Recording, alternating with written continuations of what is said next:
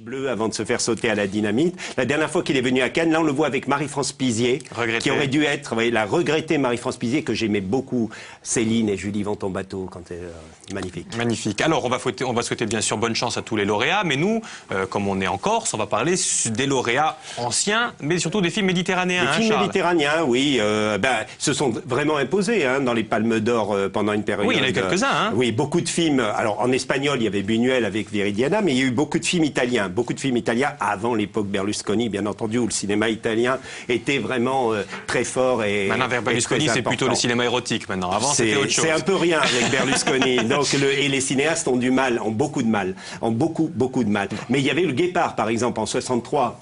Il y avait aussi Blow Up, qui a été un événement important d'Antonioni en 67. Oui. Mais Antonioni a toujours fait... Antonioni, Gus Van Sant. S'il y a Gus Van Sant, c'est grâce à Antonioni. Donc, cinéma italien très prometteur, très présent. Il y a eu l'année 75, c'était Chronique des années de Brest, qui était un film algérien de Mohamed Lakhdar Lamina, qui avait fait aussi l'unanimité et qui a eu la Palme d'Or. Et puis, il y a eu la dernière, c'est 2001, avec Nanni Moretti, La Chambre du Fils, quoi. D'accord, ça c'est les lauréats, mais il y a eu aussi les scandales. Cannes, c'est connu pour ses scandales. Alors, un scandale italien encore, on quitte pas l'Italie.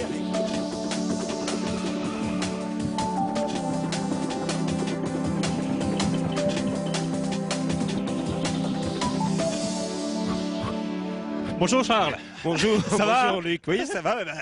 Comment ça peut pas aller avec un ciel comme ça, une mer et tout? Entraînement sur la plage comme dans Rocky 3. Ouais, Rocky 3. Rocky 3 parce qu'on va parler de plage et de cinéma, c'est copieux. C'est copieux tout de suite. Copieux.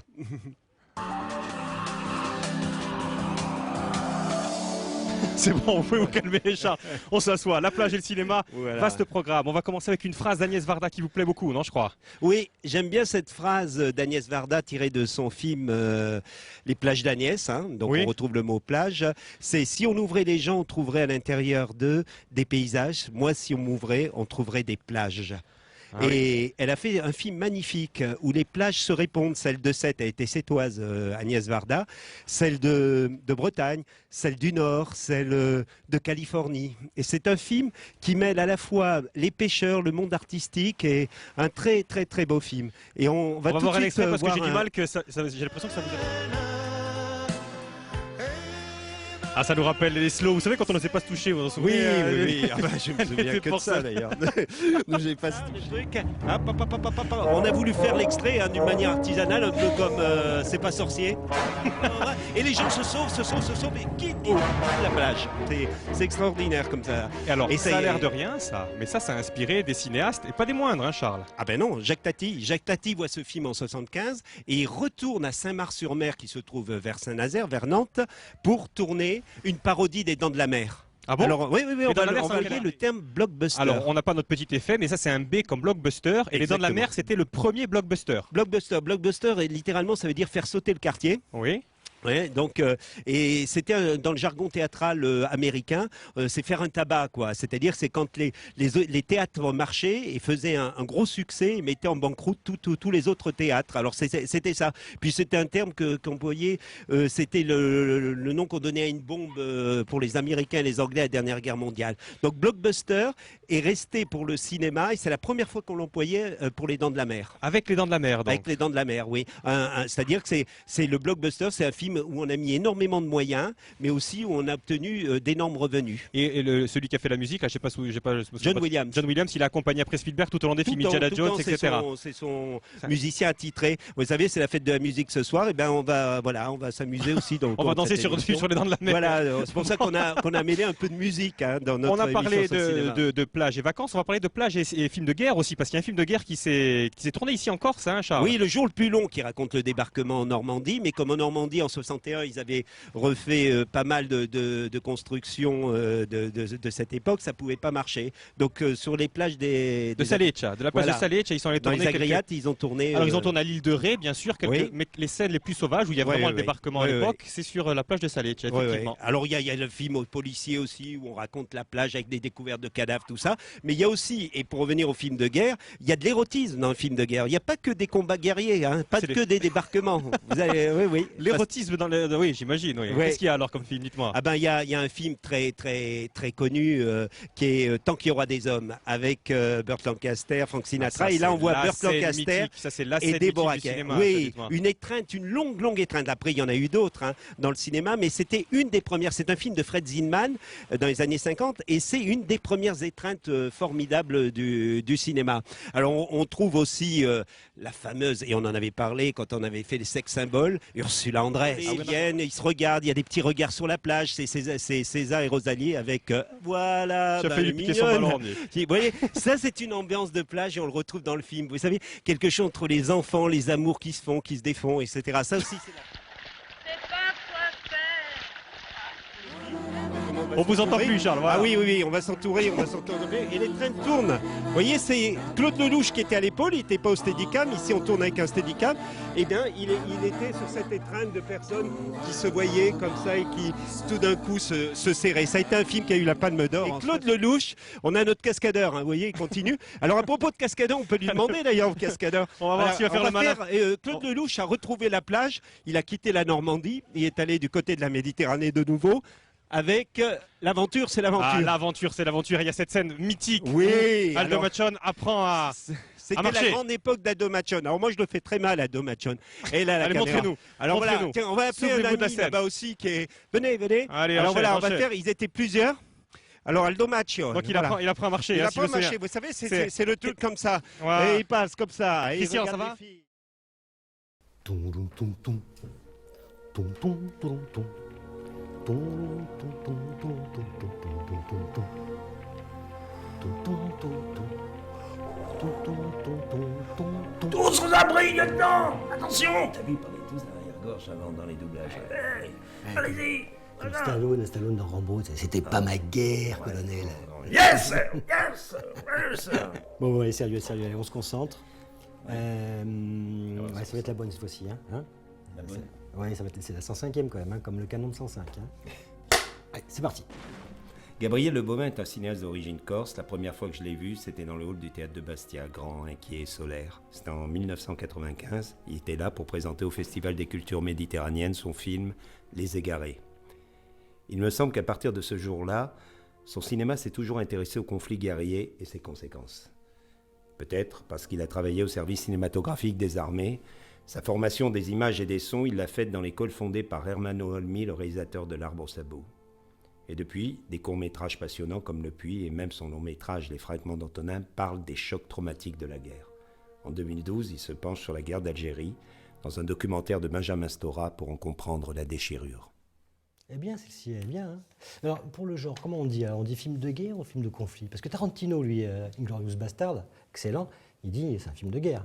Et oui, parce que c'était après la Deuxième Guerre mondiale. On a appelé film de guerre après la Deuxième Guerre mondiale. Avant, c'était le film historique, la sécession, guerre de sécession avec le western ou les guerres antiques avec le péplum. Puis c'est un genre qui a eu énormément de censure, le film de guerre. Incroyable. L'espoir, par exemple, de Malraux est diffusé. Hein? Tourné en 30 et diffusé en 1945. Tu vois, donc 15 ans après quand même, c'est énorme. Et puis comme Les Sentiers de la Gloire de Kubrick. Ouais, avec Kirk Douglas. Ouais, 1957 et diffusé en 1975 en France. Sans parler des films sur la guerre d'Algérie, Le Petit Soldat de Godard, Le Vent des Aurès de Lamina, et puis surtout le fameux La Bataille d'Alger de Pontecorvo, censuré aussi. Bah oui, je sais pas si 7 ans après quoi. Je sais pas s'il les a vus, Gabriel Le Baumin, ces films. Je pense. Ouais, je suis sûr.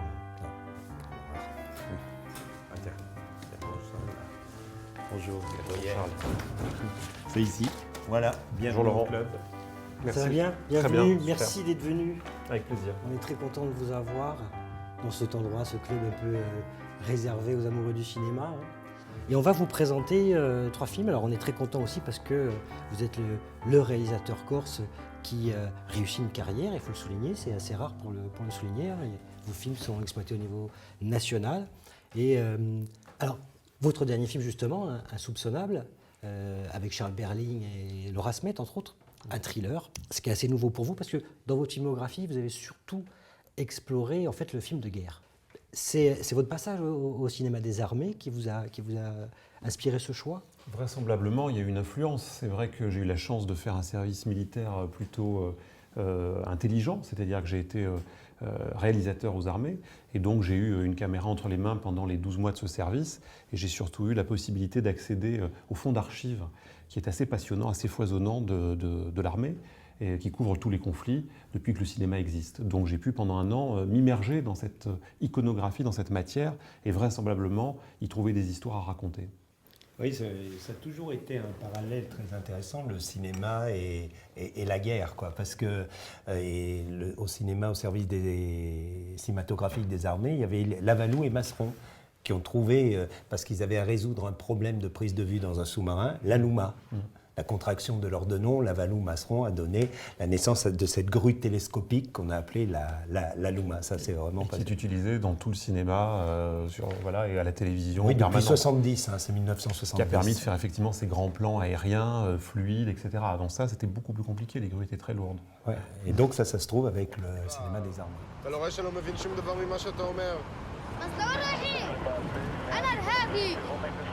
عم بقول لك انه انا ارهابي على السجن بوم بوم ما انا ارهابي סתום כבר! לוקח אותך הביתה לרג'ה.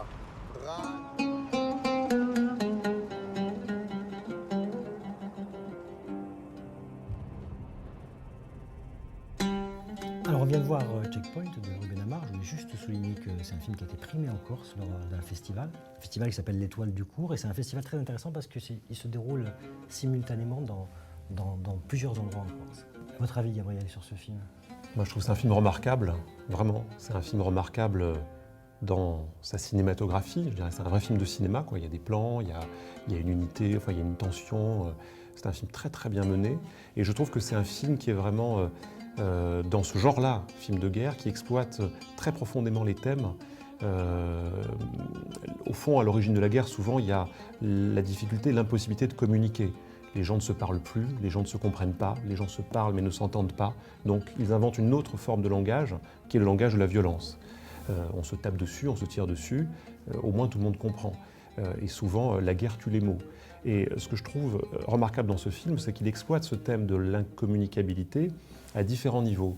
C'est-à-dire que l'on voit effectivement ce soldat et cet enfant qui ne parlent pas la même langue. On voit ce soldat au checkpoint qui renvoie le père de la mariée, qui ne comprend absolument pas la situation dans laquelle ils sont, qui renvoie la mariée et son père, alors que l'autre essaye de lui expliquer. On voit les gamins qui se battent alors qu'ils devraient jouer ensemble parce qu'ils n'arrivent pas à se parler. Et on voit aussi ce soldat qui n'arrive pas à parler à sa fiancée au téléphone, il n'a pas le réseau, comme il dit.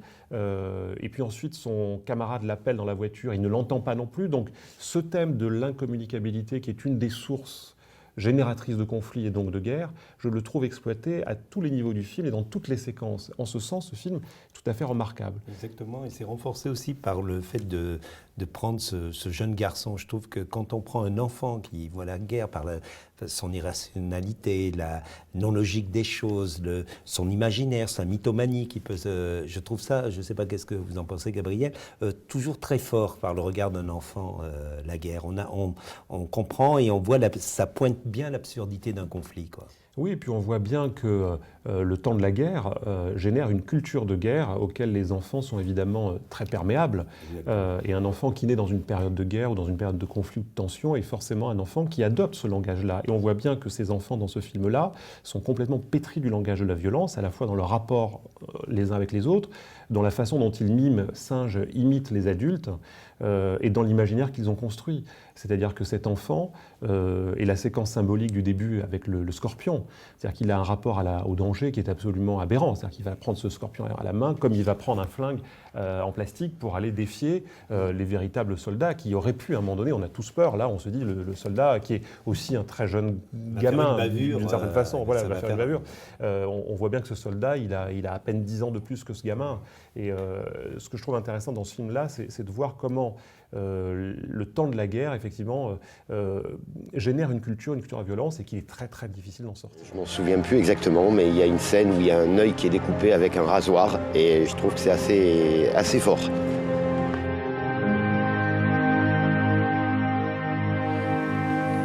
Ben voilà, la réponse est affichée, j'allais vous la demander.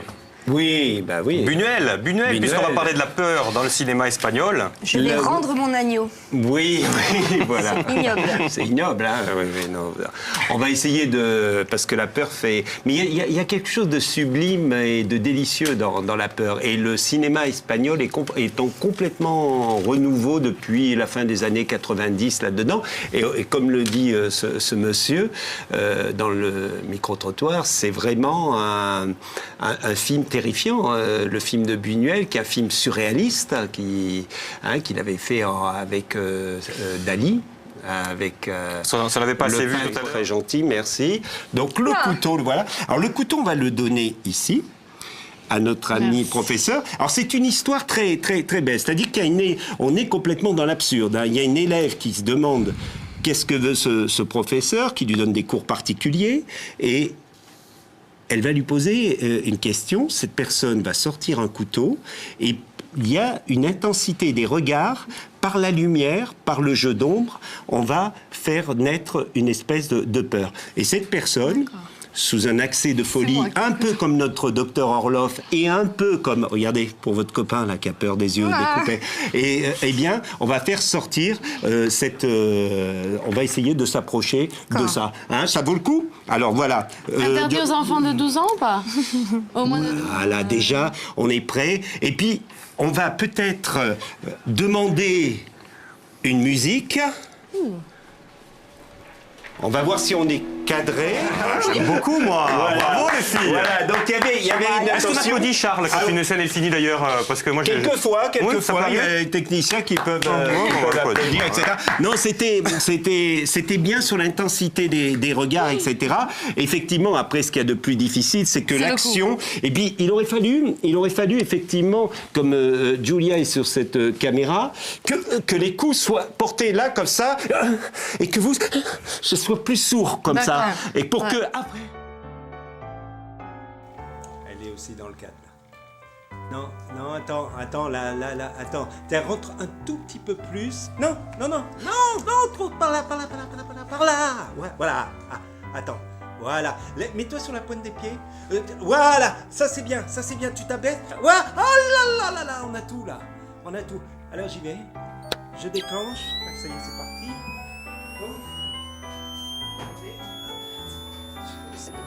Ah.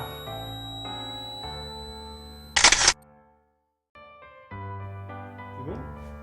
Je crois. Ouais, c'est bien, merci. Ah. C'est quoi cette photo, Charles, que tu nous as fait faire? C'est le cadre.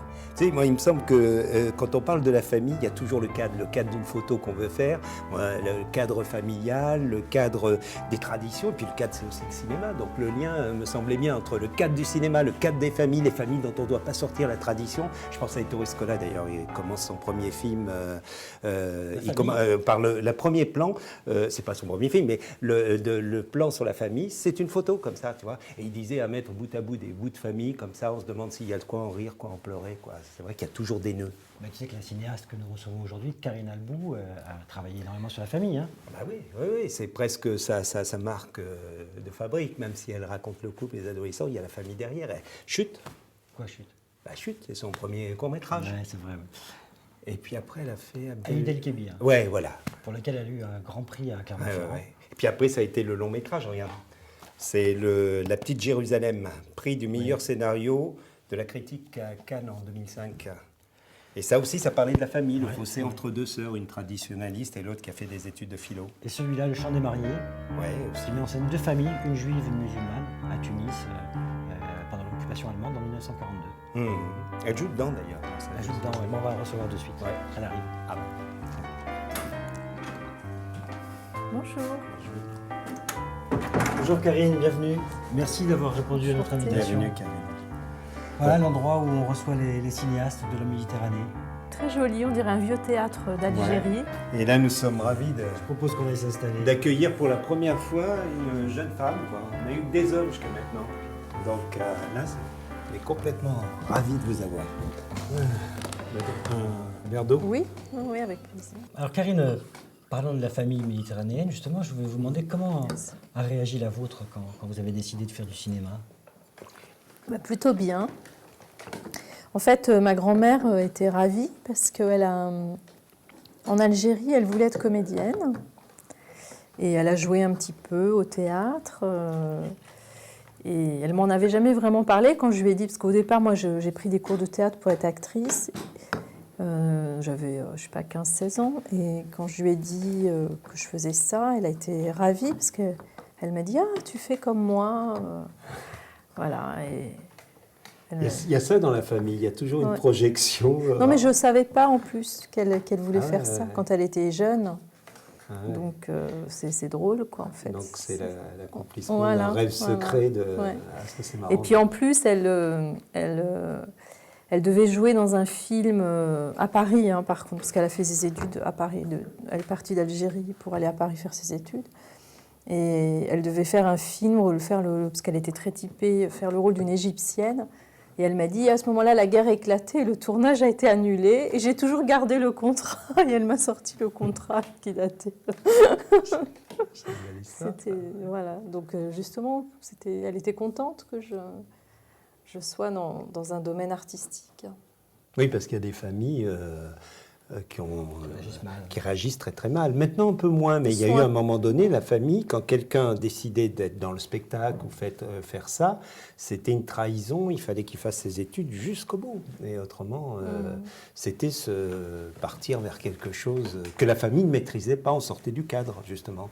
Oui, ils étaient un peu inquiets, moi aussi, mais ils auraient préféré que je fasse Sciences Po ou Hippocagne, ce vers quoi j'étais destinée. Mais en même temps, ça continuait quelque chose de familial aussi, ce choix artistique. Donc c'était peut-être plus fidèle au vrai esprit. Justement, dans vos films, il y a toujours eu une histoire d'amour qui prend naissance. Pourtant, ce sont les liens familiaux qui souvent dictent la conduite de vos personnages. Ben, en fait, parce que jusqu'à présent, j'ai dépeint des situations... En fait, c'est des crises d'adolescence. J'ai mis en scène jusqu'à présent des personnages assez jeunes, puisque Laura, dans La Petite Jérusalem, a 18 ans, et les deux jeunes filles dans Le Chant des mariés ont 15 et 16 ans.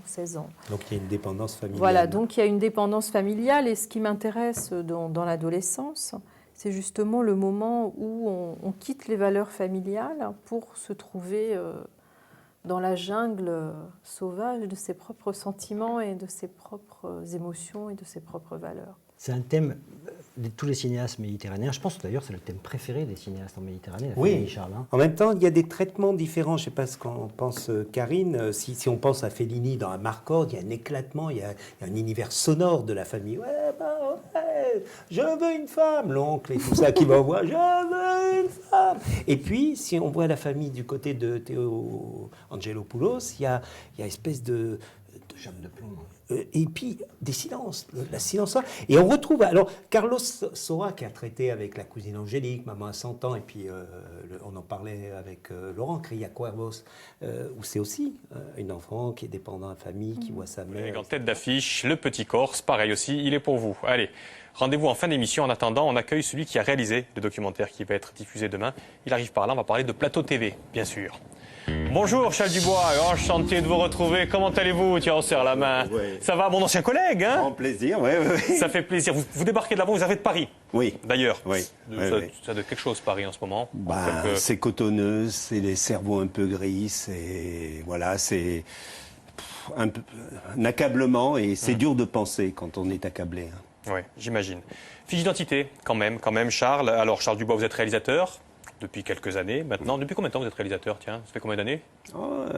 Quelques-unes. Et a malheureusement le nez creux, parce que effectivement le documentaire que vous avez réalisé, qui va être diffusé demain, il tombe en plein dans l'actualité. Vous parliez dans ce documentaire de ce qui se passe en ce moment dans Paris? Oui, j'aurais préféré que ce soit derrière, mais effectivement, c'est incroyable. Puisque dans la deuxième partie du documentaire, en partant de l'attentat qu'il y a eu à Marrakech sur le café Argana, qui était aussi un lieu de rencontre, un lieu où les gens aimaient se penser, aimaient réfléchir, aimaient rire, a été victime aussi d'un assassinat avec beaucoup de victimes. Et les artistes se battent beaucoup au Maroc parce que cette saloperie les touche aussi. Exactement. Énormément. On va remonter ensemble, si vous le voulez bien, le temps. Donc je crois qu'il y a quelques temps, dans un taxi, au retour du festival Artemar, et vous rencontrez Maï Binebine. C'est comme ça la rencontre? Non, j'oublie. Ma valise n'arrive pas à Bastia. Et moi j'attends, je suis tout seul dans l'aéroport et c'est le soir, c'est le dernier avion. Et il y a un type, une casquette vissée sur la tête, c'est Maï Binebine. Il attend, il avait la même voiture que moi qui devait nous ramener à l'hôtel pour le festival Artemar. On faisait partie d'un jury tous les deux. Et voilà, on sympathise. Il m'invite à venir passer la nouvelle année avec là-bas parce qu'il fait des fêtes gigantesques au Maroc, à Marrakech. Et là, c'est le début d'une rencontre. Il me fait lire ses livres. Je trouve ça d'une poésie inouïe, formidable. Un conteur. Et puis, il m'emmène au pied de l'Atlas voir son atelier puisqu'il travaille à 30 km de Marrakech. Et là, je vois des œuvres monumentales et ça m'impressionne et je dis, il faut que je raconte le portrait, d'autant plus qu'il a un destin romanesque.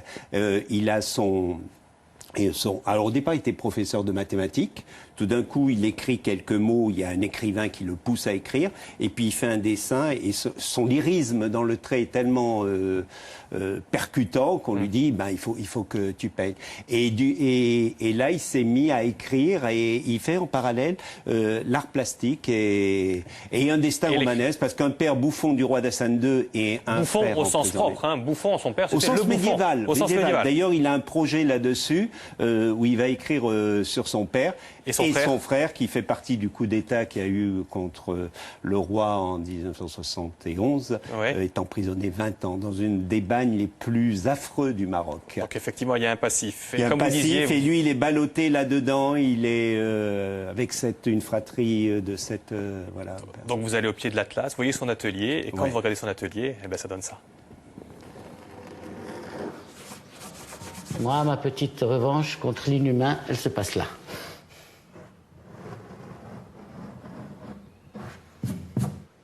L'artiste, en général, doit résister, doit dire les choses que les gens n'ont pas envie d'écouter, de montrer les choses que les gens n'ont pas envie de voir. L'artiste, c'est sa mission, surtout ici en Afrique. En Afrique, on se sent investi d'une mission don quichotesque de redresseur de tort. On a tous, tout le temps, parce qu'il y a tellement de choses qui ne vont pas ici. Alors, l'artiste, c'est un petit peu son rôle. Et on peut aller jusqu'où alors? À mon sens, aucune limite. On parle de Charlie Hebdo, là, c'est ça la question.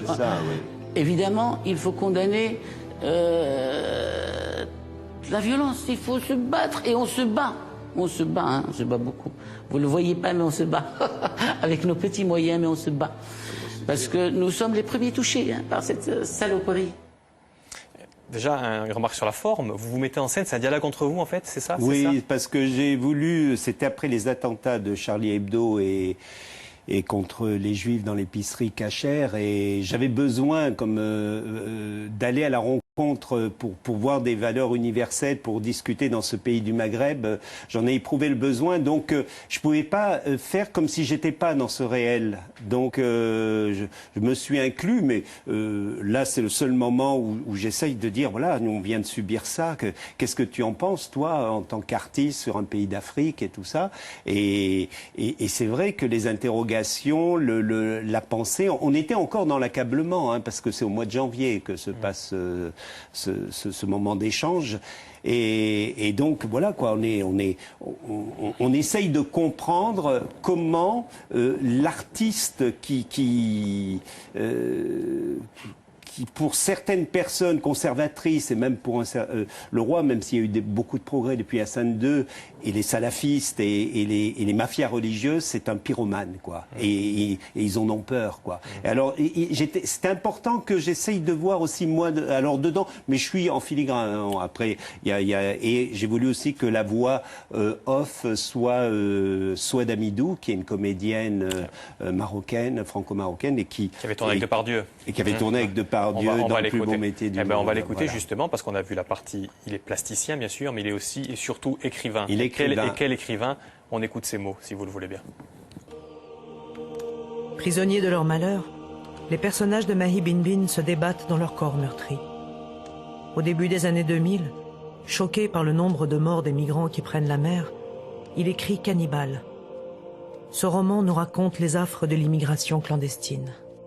J'ai écrit ce roman, on ne parlait pas trop à l'époque de l'immigration clandestine. Ce n'était pas la phobie des Européens. Vraiment, on parlait très peu. Il y avait cet article, je suis tombé dessus, et j'ai fait un voyage à Tanger. J'avais une exposition pas loin, à Sela, je faisais une exposition par là. Et j'étais à la rencontre de ces jeunes qui veulent partir. Ils ont commencé à me raconter des trucs. Et je me suis dit, bon, il y a un roman dans cette histoire.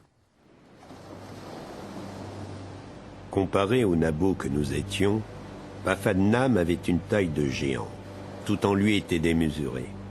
À le voir, le dos voûté, ramassé sur lui-même, l'air de ceux qui s'excusent d'exister, on savait déjà qu'il s'était coulé dans la peau du clandestin.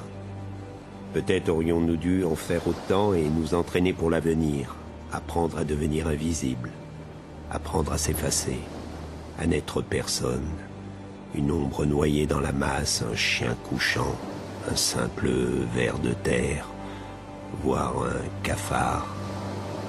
Oui, apprendre à être un cafard. Amoureux des mots, hein, Charles Dubois. Hein. On rappelle que vous êtes réalisateur de Un livre un jour, notamment, Oui. hein, sur France Télévisions. Oui, oui. Pareil, là, il fallait lire automatiquement. Oui, il fallait lire parce que j'ai découvert beaucoup de poésie, parce que c'est son art. Mais vous avez vu, il travaille sur des grands, presque comme des feuilles de décor, des grands morceaux de bois. Et il a un rire tout le temps, il est très jovial. Donc c'est son bouclier contre l'inhumain. Et les mots si poétiques qui sont pas didactiques. Il n'est pas militant au sens premier du terme. Il est militant par la poésie. Donc il est humaniste parce qu'il croit que cette poésie, l'individu peut s'en emparer. Et ça, c'est le vrai humanisme. C'est pas l'humanisme béant, défendant la veuve et l'orphelin à tout prix. C'est vraiment le vrai humanisme de faire confiance à la poésie. Et le producteur Jean-Jacques Thor d'Intervista, qui a produit le film, était complètement content de trouver un personnage comme ça qui, contre la barbarie, amène sa poésie. Poésie des mots et poésie du trait. Esthétique, exactement. Esthétique. Et puis il a écrit sur la manipulation des jeunes dans les quartiers de Casablanca un autre livre. Avant de parler de ce livre, eh bien, regarde encore un extrait si vous le voulez bien. Là comme ailleurs, les enfants jouent au foot. Ils rêvent de devenir le meilleur gardien de tous les temps, le nouvel attaquant phare, le défenseur infranchissable. Ils étaient partis à Casablanca rencontrer le cinéaste Nabil Ayouch, réalisateur des Chevaux de Dieu, film inspiré du roman de Mahi Binbin, Les étoiles de Sidi Moumen. C'est l'histoire d'une bande de jeunes gens, auteurs des attentats suicides du 16 mai 2003 à Casablanca. Tous issus du même bidonville où ils menaient une vie chaotique, faite de violence, de drogue et de chômage, jusqu'à ce qu'ils soient recrutés par des islamistes radicaux. Comment résister quand on leur promet que le paradis est à la porte? Sidi Moumen est un bidonville qui est probablement le plus important qui est au Maroc et surtout le plus ancien, donné à voir les prémices de cette déconnexion, de ce sentiment d'abandon de cette population et de ce que ça pouvait engendrer comme type de violence. C'est ce qui se passe en Belgique actuellement. Voilà, hein, voilà, exactement. Là, c'est alors. Ils ont fait une action formidable, Nabil Ayouch, le cinéaste, qui a traduit et qui a adapté le livre de Mahi Binbin qui s'appelle Les étoiles de Sidi Moumen. Lui, le film s'appelle Les Chevaux de Dieu. Et ils ont projeté le film, ils distribuaient le livre, tout ça. Et dans les cafés, ils se disaient, mais il faut faire quelque chose, qu'il faut faire. Et depuis c'est cette manipulation par les salafistes qui étaient dans les garages autour et qui utilisaient la misère humaine pour manipuler et envoyer ces kamikazes. Pareil, hein, ça a été dans des cafés, dans des lieux de rencontres, dans des lieux de divertissement. Il y a eu un restaurant de vie, de flamenco. C'est la vie. Exactement. Ils sont vraiment comme ces généraux pendant la guerre d'Espagne. Ça me fait penser ces généraux fascistes qui créaient Viva la muerte. Et Arrabal en avait fait une pièce. Ben, c'est Viva la muerte, contre la vie. Et eux, ils ont dit, il faut qu'on fasse quelque chose. Ils ont réuni des artistes et ils ont construit un centre culturel sur le bidonville. Et ça, c'est magnifique. Parce que le bidonville n'existe plus. Et ils ont dit, voilà, n'allez pas là-bas voir ces barbus, ces machins. Venez, ici, on a des valeurs universelles qui sont le théâtre, la musique. Et ça marche. Parce que les parents sont éduqués par les enfants qui vont dans ce centre culturel. Et ça, c'est une démarche que Maï Bin a fait avec Nabil Ayouch, et il voudrait en faire plein. Parce que c'est par la culture, l'éducation aussi, qu'on arrive à sortir de... On va faire une petite pause, si vous voulez bien, avant de parler de votre équipe. Mais avant cela, je voudrais justement qu'on fasse une petite pause, petite annonce qui vaut vraiment la peine. Regardez plutôt. Monsieur Cinéma à la télévision, mais il y en a un que la télévision française tout entière nous envie. Il est là en plateau tout de suite, avec nous.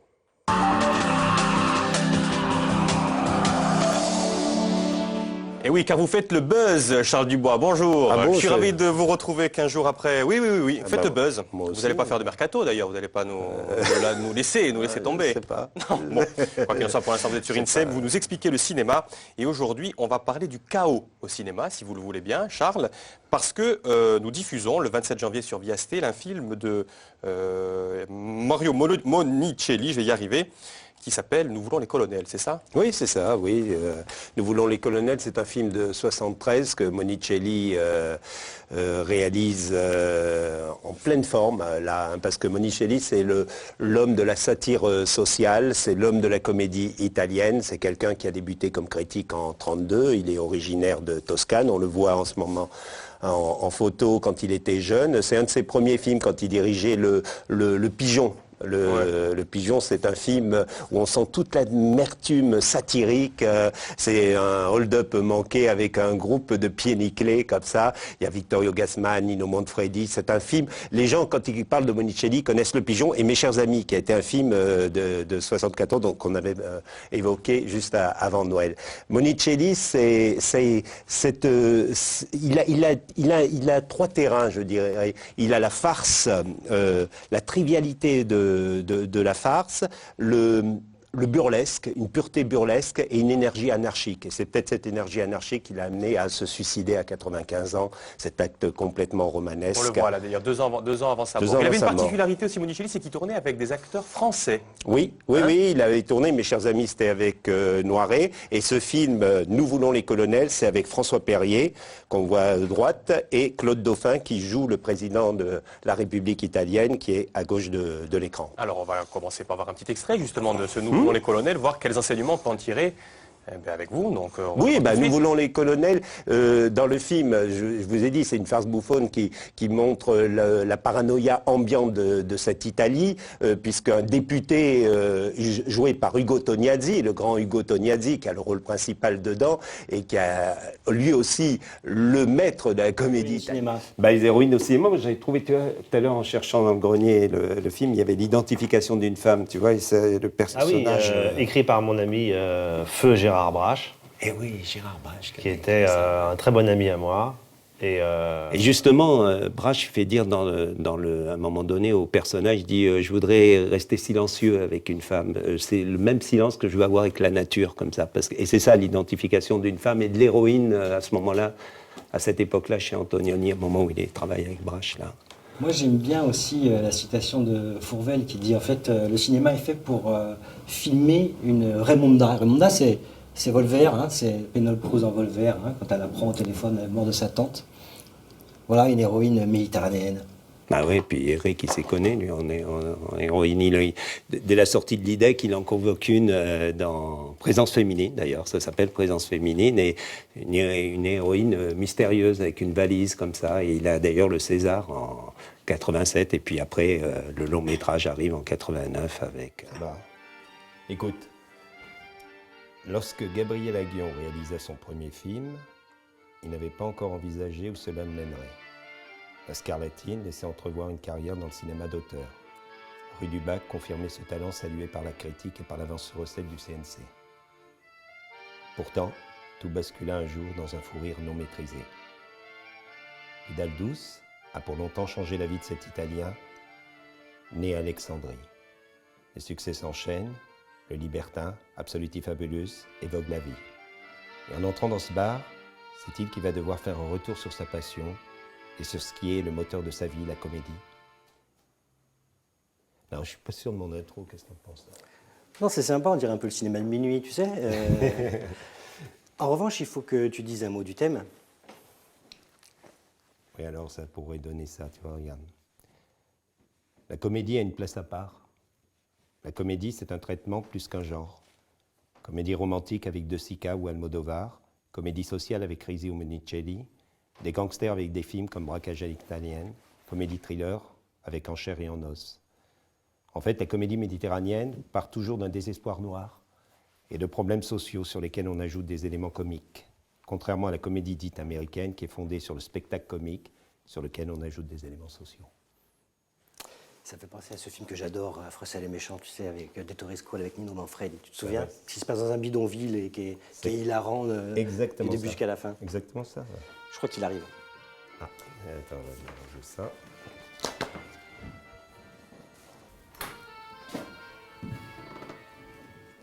J'allais voir des films et donc je voyais beaucoup de films.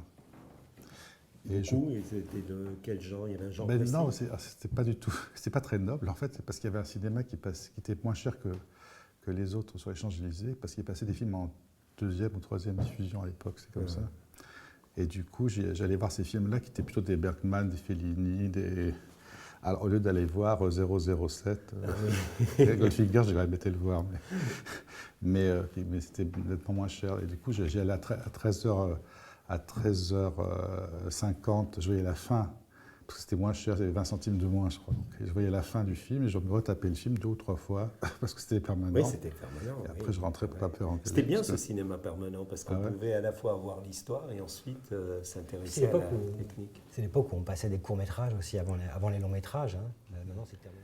Non, mais là, moi, je crois que c'est un film qu'il faut voir dans l'esprit de la Commedia dell'arte. Là, on a le Zani, qui est le petit valet du peuple, là, qui est joué par l'homme de ménage, et puis le Matamor, qui est le fanfaron, qui est le gardien. C'est vraiment l'esprit de la Commedia dell'arte, sans dialogue, sans rien. Et j'ai trouvé ça remarquable, extrêmement maîtrisé, très bien filmé. Et les acteurs sont formidables, ils font tout passer sans un dialogue. Moi, je suis toujours admiratif de ça, parce que je ne vois pas comment on peut faire un film sans dialogue. Il y a Truffaut qui disait qu'il avait dit à Hitchcock que si le cinéma redevenait muet, ce serait le seul metteur en scène qui ne serait pas au chômage. Il y a une chose aussi, je ne sais pas si tu as remarqué dans le cinéma de Gabriel, c'est qu'on en avait parlé, j'ai l'impression. Alors, il y a une loi, entre guillemets, qui veut que quand on fait un film dramatique, c'est 700 plans et la comédie, c'est 1500 plans. J'ai par moments l'impression qu'il y a moins de plans comme ça, que c'est tourné en plan séquence. Alors, peut-être aussi parce qu'il y a un côté où la musique est importante et c'est comme une comédie musicale. Les personnages ne peuvent plus parler à un moment donné, donc ils chantent. Et il y a souvent des chansons sur les standards, etc. Même dans le Libertin, Balasco chante, mais Lebrun chante, etc. Et après ils dansent, parce qu'ils ne peuvent plus chanter, ils dansent. Et donc on a ce... Voilà, il me semble... Quand Balasco chante, j'ai fait un travelling avant le mort, on n'a pas envie de... Oui. C'est le premier plan du film en plus, donc on n'a pas envie de le surdécouper, quoi, ça sert à rien. Alors cette idée de multiplicité des plans, est-ce que c'est comment vous voyez par rapport à la comédie? C'est très nécessaire pour le rythme de la comédie. Ça, on peut pas. Ceci dit, Woody Allen tourne avec peu de plans. Hein. Quand je vois ses films, évidemment, il fait très peu de plans. Hein. C'est vrai, oui. Marie et femme, j'ai l'impression qu'il y a... Il y a une scène très importante, je sais plus, une centaine dans de plans. Match Point, il y a juste un plan large et puis un gros plan sur un des personnages, c'est tout. Dans Cécile Barcelona, machin truc que j'ai beaucoup aimé, il n'y a pas beaucoup de plans. Dans Monicelli, il n'y a pas beaucoup de plans non plus. Hein. C'est-à-dire que pas beaucoup de plans, il faut que le scénario et les acteurs soient très costauds. Quoi. C'est ça, oui, parce que c'est eux qui rythment. Voilà, ceux qui rythment. Si vous êtes couvert, vous pouvez quand même donner du rythme et aussi du mouvement. Hein. Ce n'est pas qu'une question de se couvrir, c'est que la comédie, c'est aussi le mouvement. Il quelque chose qui n'est pas figé. Moi, en plus, moi, j'aime bien que les acteurs bougent. J'ai pas envie de les fixer dans des scotch. Il y a des accidents qui se passent sur les films de comédie, des accidents que vous avez vus, que vous n'aviez pas prévus, et que tout d'un coup, c'est beaucoup plus fort que ce qui avait été prévu, justement, l'écriture. Non, je n'ai pas vraiment vécu ça. C'est arrivé à Lelouch quand comment il s'appelle, Michel Morgrand, il a eu un fou rire, imprévu dans Le chat et la souris. Ouais. Et il n'a pas coupé, il a bien fait de ne pas couper. Avec Reggiani. Ouais. Il a bien fait de ne pas couper parce que la scène devient insensée, alors que c'est un peu conventionnel, elle devient complètement dingue, quoi. Je vais vous couper, moi, puisqu'on va voir un film qui, je pense, va vous plaire. Le cadre. Il y a d'ailleurs un procédé, qui est le procédé du chapitrage qui est arrivé dans le cinéma dans les années 60 à peu près. Qu'est-ce que vous en pensez, là, ce chapitrage? Mais je trouve ça très, très, très bien, puis c'est très intégré avec le plat. Et puis même le dernier plan avec le profil du grand-père sur le plat de paella, chaque plan est inventif, enfin chaque plan est inventif dans le bon sens, il y a vraiment du sens, quoi. On n'a pas l'habitude de les voir dans ces...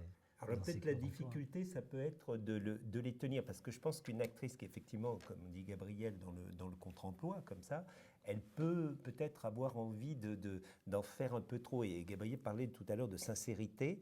Est-ce que vous êtes vigilant sur ce fait où on peut basculer dans la performance? Sont prudentes, quand même, les actrices elles sont prudentes. Elles sont très prudentes. Faut les pousser un peu. Ah oui, Meryl Streep se lâcherait plus? Je ne la connais pas, je n'ai pas ce bonheur-là, mais les Français sont prudents. C'est un truc français d'être prudent, je pense. C'est vrai. C'est pas un reproche, hein, c'est un trait de caractère. Non, c'est une prudence. Ouais. Donc, quand on leur donne elles sont très contentes de faire un rôle comme ça, mais après, quand il faut y aller, il faut pousser un peu. C'est-à-dire que vous avez une façon particulière de travailler, parce que la comédie, on le disait tout à l'heure, c'est hyper précis, mais à l'écriture, mais aussi à la mise en scène, et notamment à la direction des comédiens. Mais ça commence beaucoup pour moi, surtout avec les rôles que je leur ai donnés, où ils se transforment beaucoup quand même. Donc, physiquement, avec les essayages costumes, coiffure, tout ça. Parce que le costume, c'est comme un corset. Une fois qu'elles ont leur corset, elles sont déjà plus elles, quoi. Elles sont déjà plus à l'aise pour être quelqu'un d'autre. Et puis, il y a un moment, c'est juste qu'il faut sauter faut plonger, quoi. Donc, il y a toujours un début, un petit moment, ou pendant les essais, il y a toujours un moment où il faut donner un petit coup de... Ah bon, c'est rien. Un petit coup de talon comme pour un cheval, comme ça, pour que ça s'emballe dans le bon sens, quoi. C'est l'angoisse, oui. Il n'arrive pas à analyser, je pense, les critiques, le travail qu'il faut pour la dynamique ou la rythmique comique, quoi, qui, moi, me semble extrêmement difficile. Ça a toujours été considéré comme une espèce de sous-genre. Il n'y a rien à faire, c'est comme ça. Et pourtant, beaucoup plus difficile à mettre en mouvement, en image que le drame, j'ai l'impression. C'est-à-dire que si vous faites une vraie comédie, vous avez tout le problème de la dramaturgie, plus la mécanique du rire. Donc c'est quand même très compliqué. Hein. C'est beaucoup plus long d'écrire un scénario de comédie. Francis Weber, quand il dit qu'il met 1000 pages pour en avoir 100, et qu'il met un an, c'est pour créer une horlogerie comme ça ne m'étonne pas du tout. Enfin, c'est un vrai... Mais bon, il faut l'accepter. Bertrand Tavernier m'a dit, et lui qui est très très cinéphile et qui sait tout, que To Be or Not To Be avait été massacré par la critique et avait été un échec. Ah ouais. Le Père Noël est une ordure a été massacré, c'est Balasco qui m'a dit, massacré par la critique et n'a pas très bien marché, et n'a pas marché comme il devrait. Tout comme les Tontons Flingueurs aussi, qui n'avaient pas été épargnés. Oui, qui n'avaient pas été épargnés au moment de... Je vous coupe, parce que c'est déjà la fin, ça passe plus vite le temps ici que dans un film d'Angelo Puos. Je suis membre du club alors. Ah ben, vous êtes membre du club définitif. Parrain, on va dire parrain. Membre, c'est déjà bien. Parrain, d'accord. Merci beaucoup. Au revoir. Merci, bonne continuation. C'est bien, je suis content, on a découvert une belle personne. Tu vois. C'est bien de trouver, de voir des réalisateurs qui parlent. Et puis moi, je suis sûr que sa douceur doit être complètement efficace sur les films de comédie, parce que être comme ça, dans une profondeur comme ça de douceur et où les gens viennent à toi, je suis sûr que ça doit donner... Pour diriger, ça va être un atout. Mais en fait, j'ai tourné en plan séquence. Et en plus, je tournais avec une caméra. C'était du vrai scope, c'était plus lourd, etc. Bon, donc là, la technique est différente. C'est ce qu'on appelle du faux scope, du Super 35. J'ai tourné à 2 caméras. Et puis, voilà, le cinéma a évolué, le langage qu'on utilise, le langage cinématographique évolue, le regard du public évolue. Donc je ne pouvais pas de toute façon filmer Mobius comme j'ai filmé Les Patriotes. C'est il y a 20 ans à peu près. Donc voilà. En Italie. Alors ce coup d'État qu'on voit, qu'on va tout de suite voir sur l'écran, où les militaires, c'est très savoureux, hein, les militaires essayent de prendre la télévision, puisque ça c'est vraiment l'organisme par lequel ils vont pouvoir faire des discours, etc. Vous allez voir une chose très particulière, à la droite de l'écran. Hein, il y a un vrai coup d'État qui s'est passé en Espagne en février 81. Et on a l'impression de la même on ne sait pas où est la fiction, où est la réalité. Là, c'est la réalité vraiment. Hein, c'est le coup d'État qui est en Espagne. Hein. La frontière est très ténue. Et on ne sait plus où la bouffonnerie de cette farce est de quel côté. Vous voyez, le moustachu qui va tirer sur la télévision, qui appartient au film de Monicelli, eh ben vous avez le même moustachu. J'ai pas retrouvé le plan serré dans la prise, le putsch qui a été fait en Espagne. Donc lui, il a choisi la farce bouffonne, là où Costa Gavras, dans Z, choisit des accents beaucoup plus graves, hein, bien entendu. Ça lui a été reproché d'ailleurs, hein, qu'il choisisse la farce bouffonne pour montrer... mais le message passe quand même. Et puis, oui. Comme technique... les autres ont joué dans des films d'espionnage, des films, tout un cinéma, un pan du cinéma des années 50. On trouve une Gianna Maria Canale qui a travaillé essentiellement avec son mari Riccardo Freda. Et on voit que on n'est pas dans la brune italienne, on est dans la blonde incendiaire. Alors moi, je voulais voir, qu'est-ce qui avait inspiré la blondeur de Cécile de France C'est-à-dire qu'en fait, déjà là, on voit qu'on est dans le glamour. Oui. Et ça, c'était évidemment un des premiers principes de mon film, c'est que ça soit glamour. Alors glamour, ça veut dire quoi? Ça veut dire ça veut dire agréable à regarder. Ça veut dire que on doit aimer voir les acteurs, les voir à l'écran, aimer les voir ensemble. C'est ça le glamour. Oui, il y a une certaine séduction de l'image, de séduction du personnage. Le personnage ne doit pas seulement être séduisant pour l'autre personnage, séduisant pour le spectateur. Donc c'est ça c'est déjà il y a cette exigence de glamour. Et ensuite la blondeur, le glamour n'est pas obligatoirement, on passe pas obligatoirement par la blondeur. Le fait est que là, je voulais qu'effectivement qu'elle ait un côté froid. Que le personnage, alors peut-être comme les origines hitchcockiennes, qu'elle ait un côté un peu froid et imprenable, une première chose. Et la deuxième chose, c'est que de toute façon, le personnage était censé être américain. C'est une franco-américaine, mais qui travaille aux États-Unis, qui a travaillé aux États-Unis comme trader aux États-Unis. Donc, elle est à Monaco depuis 2-3 mois, pas plus. Donc de toute façon, son esthétique est américaine. Ça, c'est depuis le début, on le savait. Donc il fallait qu'elle ait une coiffure, une façon de se coiffer. En fait, on ne va pas chez le coiffeur. Quand on va chez le coiffeur, on ne ressort pas de la même manière quand c'est le coiffeur aux États-Unis ou le coiffeur en France. Voilà, il y a des différentes... Voilà. Parce qu'il y a différents canons, finalement... Et en plus, c'est quelqu'un qui travaille dans la banque. Donc, de la même manière, on n'est pas apprêté... Même pareil quand on travaille dans la banque que quand on travaille dans le cinéma, par exemple. Voilà, donc ça c'est tout bêtement la caractéristique du personnage. Le personnage, et vient des États-Unis, travaille dans une banque. Après, elle a son propre caractère, un peu insolent, un peu rentre-dedans, etc. Tout ça donc amène à réfléchir à une esthétique qui soit cohérente avec le personnage, plus le glamour. Ouais, c'est vrai. Et je pense que le côté blondeur hitchcockienne, pour ces actrices italiennes, c'est pas innocent. Je pense que Hitchcock était déjà là et il y a cette recherche-là. Et vous disiez d'ailleurs que Eric disait qu'il était très inspiré par les enchaînés d'Hitchcock, où là on a une Ingrid Bergman et Cary Grant. En quoi il vous a vraiment inspiré ce film pour Mobius? Ça m'a pas inspiré, mais j'avais ce film en tête pour une raison toute simple, hein, pour une raison très précise. C'est que l'histoire d'amour se passe dans un environnement d'espionnage, et l'environnement d'espionnage pèse sur l'histoire d'amour. C'est-à-dire que tout d'un coup, en fait, à un moment donné, les amoureux, les amants, ne savent plus très bien si leur amour est vrai ou si ça fait partie de la manipulation ambiante. Puisqu'on a parlé d'un chaos familial, vous voyez, il y a des petits bougés de la caméra, les cadres sont légèrement cassés et sont amenés à être à l'épaule, voilà.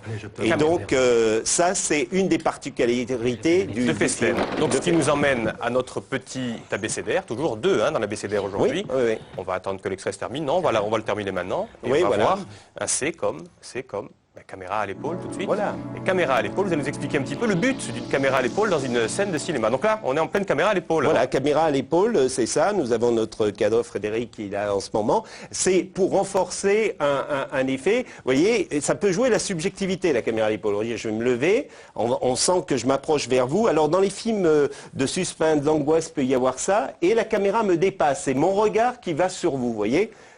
C'est moi qu'il faut que j'écoute l'air. Voilà. Donc, si vous êtes menaçant, je vais un peu... Si moi, j'étais en train de me rapprocher. Et comme quoi? Menaçant, pas menaçant? Il faut que ça peut être menaçant, ça peut être une histoire d'amour. C'est en tous les cas, le cadreur prend la place du personnage dans cette situation-là. Alors, souvent, je crois savoir que c'est ça a le louche. été pris dans les films menaçants parce que ça crée une certaine peur. On va le voir tout de suite d'ailleurs avec un film. Il y a Rec, oui. Alors Rec, c'est carrément le cadreur qui est le personnage moteur. Alors par exemple, là, vous avez dans Rec, le personnage, je vais reprendre comme ça. Vous voyez, c'est le cadreur, comme dans Blair Witch, qui est personnage subjectif, hein, et qui est à l'épaule. Et on s'adresse à lui. Méditerranéen, hein, et pour nous, en plus, les hommes qui nous sont un peu interdits. et donc, c'est une façon de pénétrer un peu votre univers qui est très intéressant. Oui, il n'est jamais poseur, il n'est jamais en posture, et ça, c'est bien. Mais ça, c'est le don de la grand-mère qui doit lui envoyer des ondes. Exactement. Et alors, par contre, on sent quelque chose de l'ordre de l'Antiquité, quoi. Je trouve quelquefois dans les faits... Ça, hein, que d'être là-bas, où ça fige un tout petit peu plus. Hein, sauf que... Et où il faut redonner une énergie au plan. Sauf que, Charles, quand on tourne une scène, admettons, celle-là, elle est mauvaise. Il faut que vous vous rassiez, que vous la refassiez. Oui, alors, on va la refaire. Tomber. On va essayer. Parce on va essayer de la refaire. Ici. Mais on va voir que je saute. Si on aurait pu faire le parachutisme. Si on la refait, Charles. Si je vais pas vous faire. Mais alors, si c'est moi qui l'a fait, admettons, peu importe. Oui. Et alors, Aldo Machon, il disait, mais c'est pas le nez qui est gros, c'est la figure qui est petite. Voilà. Alors, ce qui était drôle là-dedans, c'était Brel. Brel qui, lui, n'arrivait pas à le faire. Alors, il marchait comme ça, comme un échassier. Et il regardait les filles comme ça. Et alors, et comment ça va? Et en fait, on rappelle que c'était pour draguer les filles qui avaient sur les C'était pour transats, draguer. Alors, il y avait Lino Ventura, Jacques Brel, Charles Denner. Et Aldo Machon, Charles Gérard, la troupe. Il avait retrouvé l'esprit de Street Masswalk. Ah oui. Vous l'avez. Je l'ai là, à peu près. À peu près. Donc ça, c'était...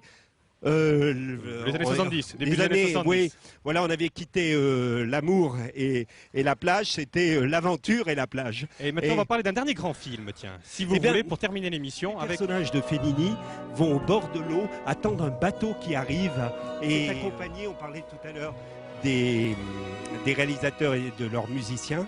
Et bien là, c'est Nino Rota, la musique de Nino Rota, qui est une musique inoubliable. On rappelle qu'on a fait de la reconstitution historique, là, c'est pratiquement les vrais habits, hein, Charles. Hein, oui, oui, oui. Il y a quelque chose. On donne rendez-vous demain.